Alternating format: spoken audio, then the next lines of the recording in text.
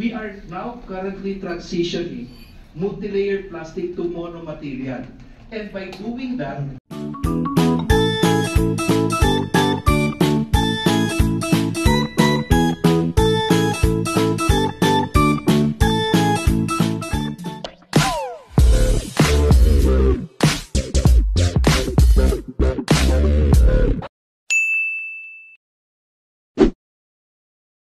this monomaterial can actually be a good feedstock for the chemical recycling facility to be financed by IFC.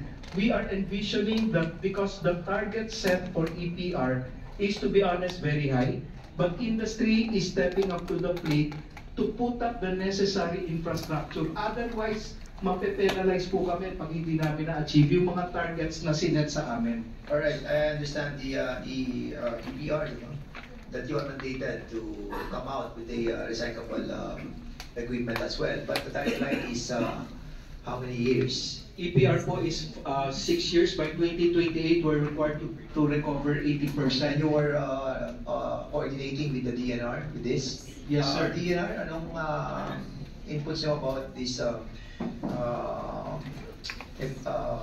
recyclable equipments that will be purchased by the industry? Will it be a cluster areas that this equipment will be put on, or every corporation or company will have their own equipment? Paano mandated ng EDNR dito? Sir, good afternoon po. With regards to the GEPP project for which the IFC is under, it will be discussed further po, but the funding is will be available po for the industry. This is a specific project po, not po for DNR funded equipments, which are different po from what we provide to the LGUs, which are the shredders and composer machines that we are providing to the LGUs. So this will be funded by DNR? Sir, it's a project po to be implemented by DNR. Implemented by DNR, yes, but financed by IFC. Loan ka? Sir, IFC siya. Actually po, the GEPP project, one component po yung sa IFC. Bali, 4 po yun kasi. So, one component po yung sa industry. Okay, alright, okay. Mr. Chair. Congressman Dago. Thank you, Mr. Chair. Actually, I am one of the co-authors of 11898. Nagtagal po to sa Waste Admins dahil originally, ban talaga siya. So, they have the same position na hindi i-ban. Kaya ginagawa na lang natin itong EPR. So, may I ask, Dinar, doon ba sa IRR, sinisiguro niyo ba na ma-monitor niyo yung mga industries producing list na ma-recover nila sa IRR? Kasi that's the intent of the law that we have deliberated in the last Congress. I-recover sa producer, but the DNR should ensure na minomonitor ninyo. Kasi madaling sabihin ng mga producers nito na ay nagre-recover naman kami, ay may mga ginagawa naman kaming pero yung mga apo ko nakakain na ng plastic. So ibig sabihin, you did not walk the talk. Sabi-sabi nyo lang, pero hindi nyo ginagawa. Sino pong responsible dito based on our deliberation in the 18th Congress? Sige, we will allow, extended lang. Kasi namamatay yung industriya, maraming employment na naapektuhan, economically, yung taxes na makukulikta. Sa Waste Admins to ang haba ng deliberation namin. So, DNR, can you read the provisions in the IRR of Republic Act 11898 that will ensure na namomonitor ninyo yung pagre-recover nila? DNR. Good afternoon, Your Honors. I'm Attorney Ivy Joyce De Pedro from EMBDNR po. Currently, I don't have the copy of the IRR, but we are currently formulating the procedural manual for us to be able to... Mr. Chair, with all due respect, DNR, sorry to cut you short. may another committee pa ako alauna, hindi na ako makakain ito.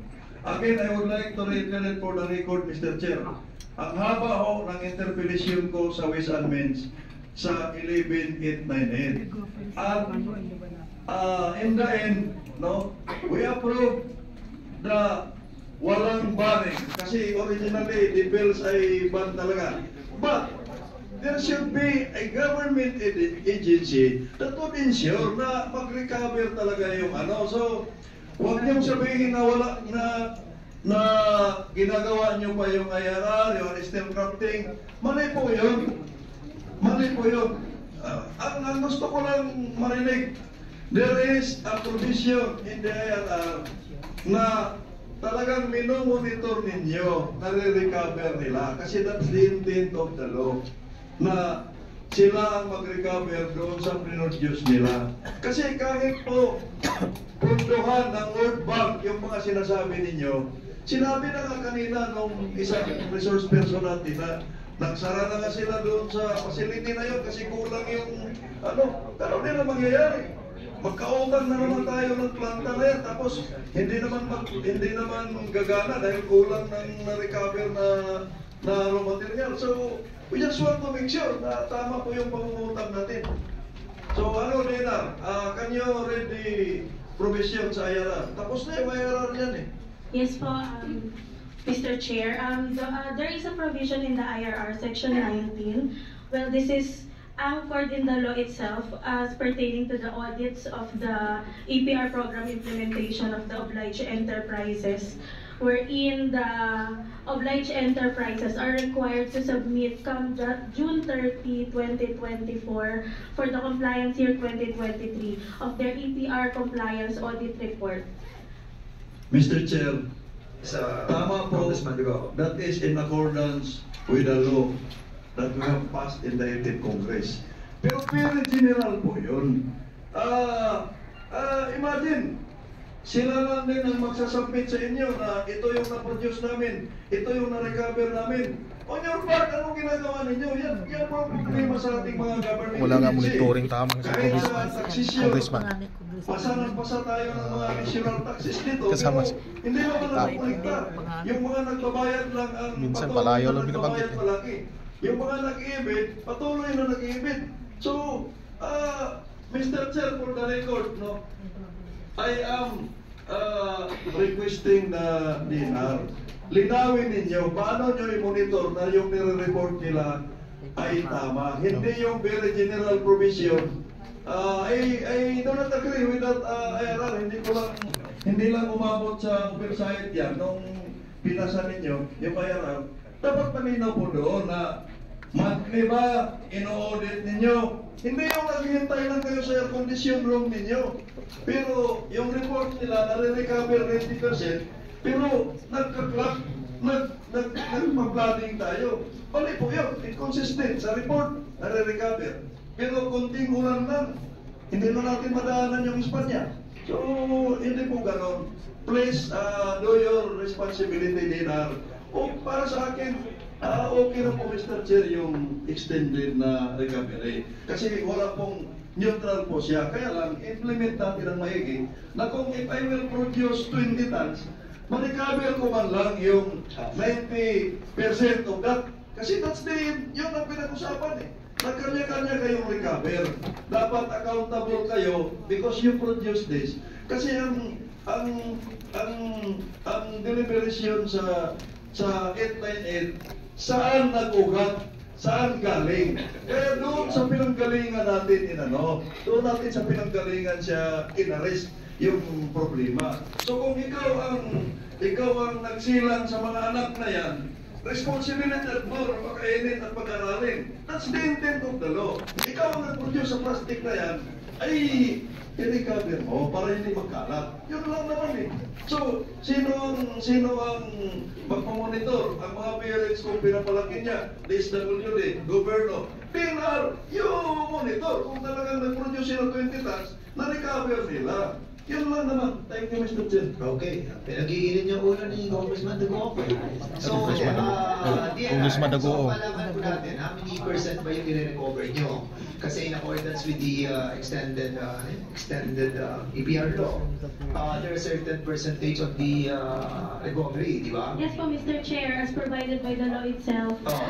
this 2023 obliged enterprises are mandated to recover and divert 20% of their plastic recover nyo yung footprint. 20%. The obliged enterprises, Mr. Chair. 20% of what Yes, yun. po. How about the other industries?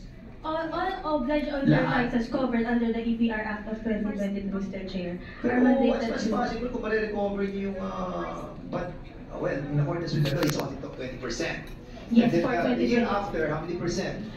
Tumataas po siya for 2024, it's 40% of their plastic footprint. So ngayon, isang taon pa lang tayo.